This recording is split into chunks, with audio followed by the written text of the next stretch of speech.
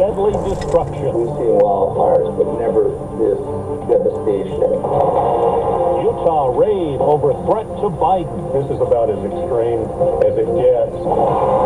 Presidential candidate killed in Ecuador. He was running on an anti-corruption campaign. Good morning, I'm Steve Kathan with the CBS World News Roundup. There's death and destruction in paradise. At least 36 people are dead. More than 270 structures destroyed in Hawaii as wildfires tore through residential and tourist areas on the island of Maui. Andrew Spears lives near the historic Lahaina area that was wiped out. Got a tote full of water and some shovels, and we're just hailing out water, throwing it on the smolders, and trying to cover some dirt on top to try and extinguish so it doesn't flare back up. CBS's Jonathan Vigliotti is on the island. Home after home swallowed by fast-moving flames Tuesday night as residents scrambled to escape. Alan Dakar went to check on his gallery and was stunned to find the business district up in flames. And then realized he needed to leave because that fire was raging out of control.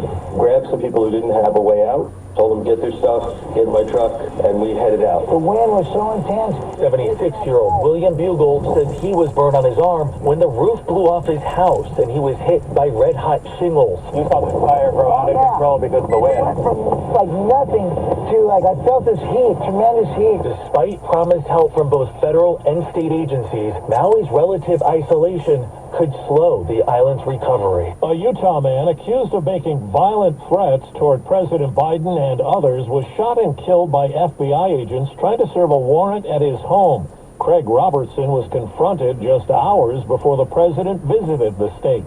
CBS's Weijia Jiang is at the White House. Court filings reveal Robertson posted on Monday that he was cleaning the dust off of the M24 sniper rifle and is looking forward to the death of Joe Biden. Robertson also said that he was going to dig up his camouflage suit, which he wore in several pictures uploaded on social media. The FBI had been investigating Robertson for 5 months for allegedly making threats against officials who are overseeing criminal or civil proceedings against former President Donald Trump, including Manhattan District Attorney Alvin Bragg and Attorney General Merrick Garland. CBS News consultant A.T. Smith is a former Secret Service deputy director. There is a line to be crossed, and clearly this individual crossed that line, and that's why the FBI was there. The criminal complaint includes allegations of more than 24 other threats against Vice President Harris, prosecutors, and FBI agents.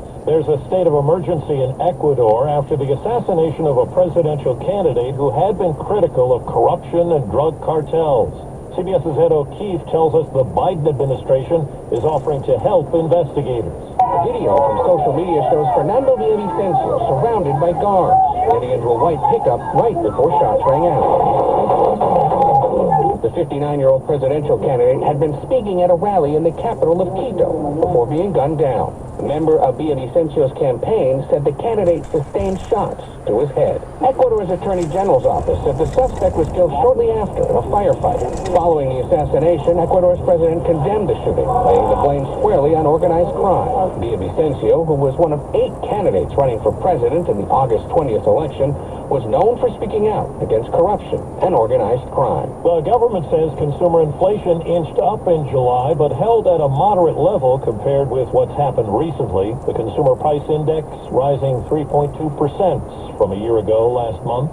With 2 labor strikes crippling Hollywood, organizers said today the Emmy Awards have been postponed from September to January. 4 minutes after the hour.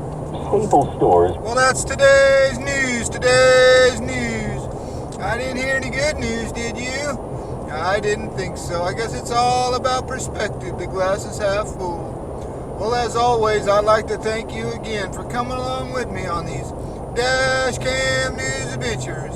You know the drill. Peace, love, and all that hippie jazz. Bye-bye, everybody. It's 65 degrees.